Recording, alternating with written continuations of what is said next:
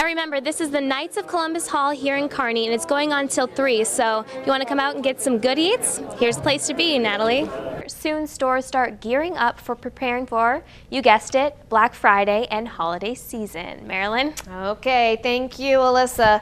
After years of time planning and anticipation, the new Russ's Market in Hastings is ready for customers. Since moving the State Fair to Grand Island, Nebraska Game and Parks had yet to have an exhibit, but this year, it's all changed and people are loving it. Caution tape is lining the beach at Mormon Island State Recreational Area. This is now the 3rd summer that they've had closures due to swimmer's itch. Only time will tell how things play out here, but supporters remain hopeful that they'll be able to coincide peacefully. It can be confusing knowing what to do around medical vehicles in town, so today we're diving a little bit deeper on how to react. Appreciate his top Yeah, knot. she actually did, so they're not alone, I guess. Yeah, that's too funny. Live from Gibbon, the town was hit pretty hard there. Alissa, this isn't the first storm that they've had this year, right? Right, Marilyn, this is now the 2nd major storm that they've had in the last month. But as you can tell by this large downed tree behind me, cleanup for residents is going to be much worse this time around. A long time ago we had some bad storm, but not for a long time. About one of the worst I've had in years. Larry Galloway described last night's storm that left roughly 900 in the Gibbon and surrounding areas without power.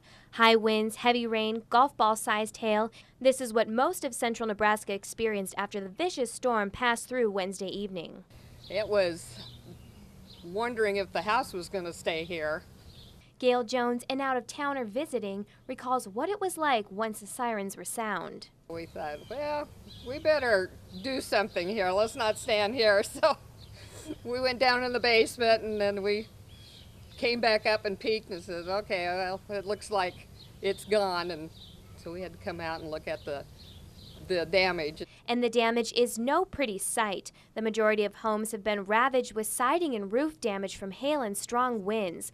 Trees have been left uprooted. Large limbs scatter yards and side roads. It's hard to tell, but under all those leaves is a sidewalk. It's been less than a month since the town has seen their last major storm. This, however, is looking like the cleanup will be far more intense. Mostly leaves and down branches. I got a large limb down in the backyard that I got to get a chainsaw to clean that up with.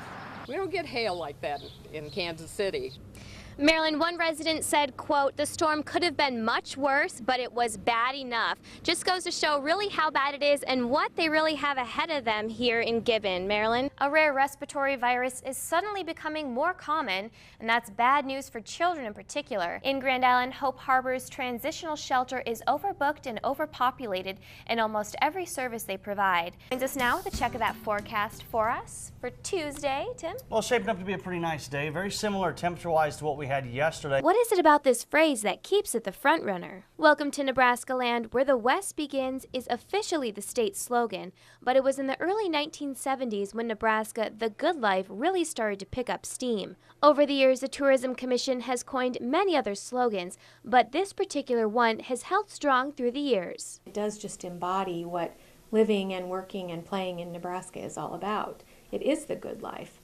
Life is slower here, there's less crime, it's just a lot easier way to live and raise your kids. Recently, the Nebraska Tourism Commission introduced a new slogan to promote, Visit Nebraska, Visit Nice. But some weren't so sure about that new slogan. Well, I think the good life will always be a part of Nebraska and a part of our existence because it really does embody what it's like living here. Nebraska is known for its hospitality and friendly people. Visit Nebraska, visit nice. And it's true. That's what tourists had to say. I don't think I've ever been out here that people weren't friendly. Wonderful people. So you think it's about the people? Yes, definitely about the people. But change can be tough, and locals of all ages had a similar idea of what Nebraska, the good life, means to them. A lot of friendly people.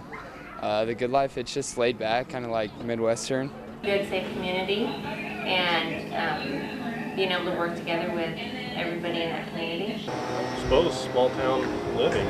Pretty much relaxed, slow pace, no rush. Anything that God blesses us with that we enjoy in our daily life.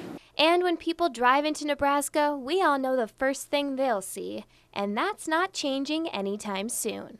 The good life will always remain, for so many, the heart of what Nebraska really is, no matter what happens in time. Alissa Willard, NTV News, Kearney.